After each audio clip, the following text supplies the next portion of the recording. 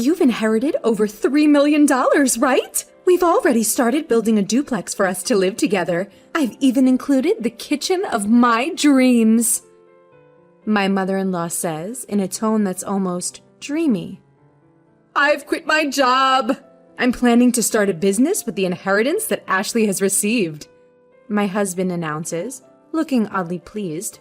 Well, wait a minute. I've told you I haven't received any inheritance yet, right? You've quit your job, and you're building a duplex. What's happening? Don't lie. It's clear you've inherited.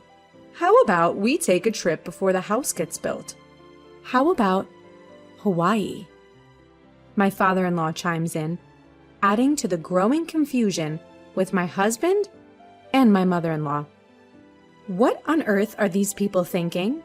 They want to use the precious inheritance I received from my mother and spend it on whatever they please? Even though I was filled with rage, I didn't know what to do. The story goes back a few months ago. My name is Ashley. I'm 38 years old and work as a high school teacher. I married David, an office worker who is 2 years older than me, 12 years ago. Soon after we got married, our only daughter Julie was born. And since then, my days have been filled with work and child rearing. Today is the day I'm visiting my hospitalized mother with my daughter. Oh, Grandma, it's been a while. Well, Julie, welcome. My mother, lying in her bed, lovingly strokes Julie's hair. Her hand is noticeably thinner, and her complexion looks poor. Next to my mother's bed stands a middle-aged man wearing glasses and a suit. As I nod towards him, he returns the nod and leaves the room. Mom, who is that man? Just an acquaintance. Don't worry about it. More importantly, Ashley, are you still doing well? And David, is he well? My mother's eyes, a shade close to blue, sparkle softly as she smiles. She met my father, who ran an import-export business overseas and came to the U.S. as his bride. Raising a child in a foreign country must have been hard, but my mother and father worked together to bring me up. One of the reasons I am able to work as a teacher today is because my mother taught me many things since I was small. I am deeply grateful to my parents, who raised me with love in a wealthy family. After my father passed away a few years ago, my mother, now alone, fell ill and was hospitalized. She transferred the business to a relative, and now she spends her remaining days quietly in the hospital. I'm fine, Mom. Is there anything you need? Just having you and Julie come to see me is more than enough. After having such a conversation and spending a good amount of time talking with my mother, Julie and I headed home. Julie talks to my mother about things that happened at school and the book she has recently read. She's at that tricky age of 10, but our relationship is good.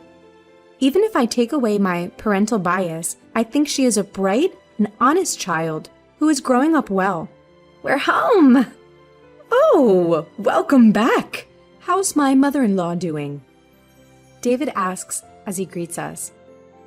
Mom is as usual. How about you? Your seminar? Was it? Oh, I heard some good stuff. Looking forward to the next one. Recently, my husband has been attending seminars on quitting his job and starting a side business. He must want more money, but the company he works for will not top tier. It's not bad, and with my salary, we're doing just fine. I find it distasteful when he is so greedy for money, which I suppose he gets from his parents. Ever since we got married, I've been put off by his parents' excessive stinginess and their habit of begging for small amounts of money whenever we see them. So, I've been keeping my distance. They've never given Julie any Christmas gifts. Fortunately, my in-laws live far away, so we don't have to interact much. And my husband does well with household chores, so I guess it's okay. As long as I have my mother, my husband, Julie, and our modest but ordinary life, I'm content. Then, one day, I got a call from the hospital. My mother's condition had suddenly worsened, and she was in critical condition. When my family rushed to the hospital, my mother was barely breathing. Mom? Mom?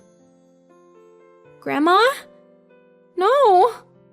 Ashley, I always wanted you to be happy. Cherish Julie more than anything. I love you. In the end, those were my mother's last words. My mother, who raised me with all her heart with my father. My mother, who adored Julie from the bottom of her heart. My mother's face in the coffin was peaceful, and all I could do was cry. Julie was by my side, crying with me. A little while after my mother passed away, an envelope arrived at our house. A law firm? Ashley was perplexed as she opened the envelope from an unfamiliar sender. Inside was a document stating, I have been entrusted with your mother's will, which leaves all of her inheritance to you. Ashley and her mother had never discussed the subject of inheritance before, so she was taken aback. However, since the letter had indeed arrived, she decided to visit the law firm on her own. Hello, I'm the attorney, Ed. The man who appeared was the middle-aged gentleman with glasses who had been present when she had visited her mother in the hospital. You were in my mother's hospital room before. Ashley questioned the man with the familiar face. Yes, we met in the hospital room, actually, from that time. I was entrusted by your mother. Hearing Ed's kind voice, Ashley found herself on the verge of tears. And then, I was shocked beyond belief. Whoa! 500 million? Yes, Ashley, when your father passed away, you waived your right to the inheritance, so your mother could receive it all, right? When you add that inheritance to your mother's personal assets, even after deducting taxes, this is the amount. Your mother has named you as the sole heir. My parents had indeed been wealthy, but I hadn't imagined that they had left such an inheritance. I had never asked my parents for money after getting married and avoided the topic of inheritance as it seemed unlucky. Feeling dizzy, I realized this must be an expression of love from my mother. With that thought, I left the procedures to Ed. Your mother cared about you more than anything. She instructed me to assist you if necessary. Please feel free to discuss anything with me. Thank you. I appreciate your help. Ashley bowed her head several times to Ed and left the room. Time passed, and it was around the time of her mother's 49th day memorial service. Her husband, David, began to frequently ask about her mother's inheritance. When they had married, her father was still running his business, so David was vaguely aware that they were wealthy. Each time she asked him to stop talking about it while she was still mourning, he would fall silent, only to suddenly bring up the matter of money after some time. The worst were my in-laws. When they came to my mother's memorial service, my father-in-law said, Ashley, if you are worried about the inheritance, we can help. Hey, we've had our fair share of disputes over inheritance when unmarried siblings died. Inheritance can be complicated. If you're troubled, feel free to talk about it. That's right. Rely on us too. Yes. Having never shown any inclination to assist them before, she could only give her in-laws a vague response as they put on a knowing facade. And then, about 3 months after her mother's death, David, who had been quiet recently, finally lost his patience. Hey, have you received your mother's inheritance yet? A bad feeling swept over her. Quickly, Ashley lied. The procedures are complicated, so not yet. In reality, she had already completed the procedures, and upon Ed's advice, had deposited the passbook containing the inheritance in a safe deposit box. But it felt right to say that now. Really? But it's been 3 months since your mother passed away, right? Haven't you done the procedures yet? Yeah, so what? Well, never mind. I'm going to bed. For some reason, David headed for the bedroom in high spirits. With the nagging unease in her chest, Ashley prepared for work the next day and then headed for bed. The next day, as Ashley and Julie were cleaning up after dinner, the doorbell rang. Julie hurried to the door, and when Ashley poked her head out from the kitchen, she saw her in-laws who had dropped by unexpectedly, and David returning from work. Why are my father-in-law and mother-in-law here? It's not a big deal. Julie, go to your room. Julie glanced anxiously at us and headed to her room. What's going on? Never mind that. Ashley, we have something to celebrate today. Ed, her father-in-law, was in high spirits as he opened their fridge and took out a beer. Celebration? You inherited more than $300 million, didn't you? We've already started building a duplex house for us to live together. It even comes with a dreamlike modern kitchen. The one who spoke in the dreamy tone was her mother-in-law. What? What are you talking about? Ashley, be happy. We've decided to build a duplex house. We used half of our savings and the money that Mom and Dad have put aside for the down payment. The loan is under my name, but you can pay it all at once with your inheritance, right? Give back to the two of them. What? I quit my job. I decided to start a business using that inheritance you received. David, her husband, looked somehow satisfied as he said these words. Wait a minute. What are you talking about? I told you, I haven't received the inheritance yet. Didn't I? And what does quitting your job and a duplex house mean?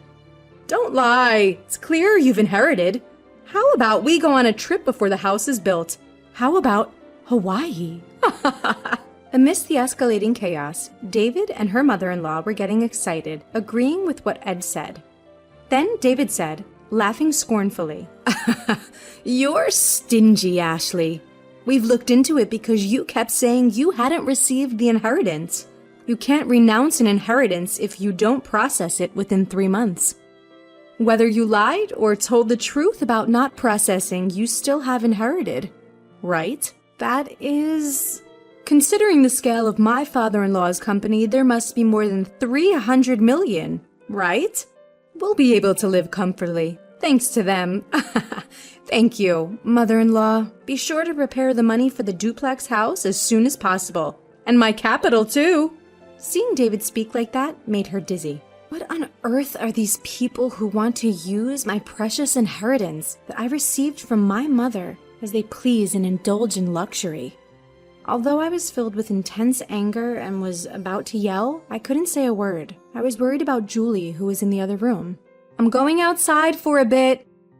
I called out to the three of them, but they didn't hear me, happily discussing how they'd use the inheritance, and I went out without even taking my wallet. The night wind was cool, and it was then that the tears came. I went to the hilltop park where I used to come with my mother, and I cried, holding back my voice. My anger didn't subside. Feeling frustrated, my heart was worn out from being exploited like that. My emotions were a mess. But she couldn't just say she wanted a divorce. They still had their child, Julie. Her mother's words, "Take care of Julie, above all else," came back to her, and tears spilled again. Suddenly, someone spoke to her. Surprised, she opened her eyes, and the person began to speak softly. 3 days later, she called her husband and in-laws to a restaurant with private rooms. So, you finally came back home after that day. Did you withdraw the money? Ashley, you shouldn't leave home without telling your husband. Exactly. Ignoring the words of the three people, she took out a document. It was a divorce notice, already filled out. David, I want a divorce. What? What are you saying? Her husband looked panicked, and her in-laws looked at each other. I can't go on with you anymore. What are you saying? David's face was turning red as he lashed out at her. You're leaving us after receiving the inheritance? You changed because you got the money. You miser. That's my words. Ashley snapped back. Ever since I inherited my mother's estate, you've been out of control. Quitting jobs to start a business? Deciding to live with in-laws without even asking? Taking out my savings to build a 2-family home? And then planning a trip to Hawaii? Who is the one who changed when the money came in? I can't possibly stay with such people. Wait, you can't just divorce me like that. That's right. Our savings after marriage are shared property. Half of the inheritance belongs to David, no matter what. That's correct. If it comes to that, we will take 300 million with us. David and my in-laws were foaming at the mouth as they approached me. Just as I was about to respond, the door to the private room slid open. Dad, Grandpa and Grandma should know better. The inheritance Mom received doesn't become shared property. Right, Mr. Ed? There stood my daughter Julie and Attorney Ed. Julie? And who are you? I'm Attorney Ed. Ashley's mother had entrusted me with this matter, and I've been advising Ashley. As Ed bowed, Dave seemed flustered. That's all well and good, but wait. The inheritance doesn't become shared property? That's correct. Inherited property from a deceased parent does not become shared property, nor is it subject to division of property. What? You've got to be kidding me. Is this a mistake? That can't be. In front of the flustered three, I was taken aback. It seems that they really thought that the inheritance I received would become their property. In that case, it's even more reason not to divorce. I'll cling to you no matter what. My husband with bloodshot eyes shouted out without any regard. Stop it already! That was Julie. She continued her calm words. Since Mom suggested divorce, no. Since Mom inherited the estate, has Dad ever thought about Mom once? Grandpa and Grandma only ever talk about money. They never once mentioned me. I can't consider such people as family. David and my in-laws were taken aback. The day I was crying about my inheritance, Julie was the one who spoke up. Julie came running after me and she told me, Dad, Grandpa and Grandma are too much, trying to take Grandma's legacy for themselves. Mom, I'm on your side. Let's fight this together. With those words, I made up my mind, contacted Ed, and arranged this meeting. Julie, it's not like that. Dad wants you to be happy. That's right, Julie dear. You'd be happier living with us, wouldn't you? That's right. A child shouldn't interfere. My desperate husband and still assertive in-laws. Julie, with an exasperated look on her face, said, I'm going with Mom. I can't bear to be with you anymore. Julie said this and looked away. Anyway, we've made up our minds. Julie and I will be leaving. As I said this calmly, David got angry. Hey, I've never cheated and you can't force a divorce. I'll hire a lawyer. We'll get that money one way or another. If that's the case, I will take care of it from here. Ed spoke quietly. The issue here is whether there are grave reasons for not continuing the marriage, quitting his job, using the household savings without permission, deciding to live together, and Julie saying she can't bear it. There are various points we can argue. Moreover, your daughter recorded the sound of all of you begging for Ashley's inheritance. That should also serve as evidence. Damn it. David slumped and my in-laws turned pale. After seeing that, Julie and I left the restaurant. A year later, thanks to Ed's efforts, my divorce with David was finalized. Julie and I moved into the house my mother had lived in. But there were several times when we received letters saying, I love you, come back. And David was seen loitering near Julie's school, so we asked Ed to apply for a restraining order. After that, it was quiet. According to the rumors, they actually did build a two-family home. My already retired in-laws had to work in a factory, and although David looked for work, he couldn't find any and is now doing manual labor. I heard from the neighbors that there were constant arguments in the new two-family house. Because of their troublesome fights, they've become disliked by everyone in the neighborhood. Julie and I are still living peacefully, helping each other. A while ago, Julie said, I want to study abroad in the country where Grandma grew up. So, to cut ties completely with my ex-husband, we made up our minds to move overseas. We used a bit of my mother's inheritance, but I'm sure she would be pleased. Now, Julie seems to be enjoying school every day, and I've started working as a teacher there. I hope these peaceful days continue.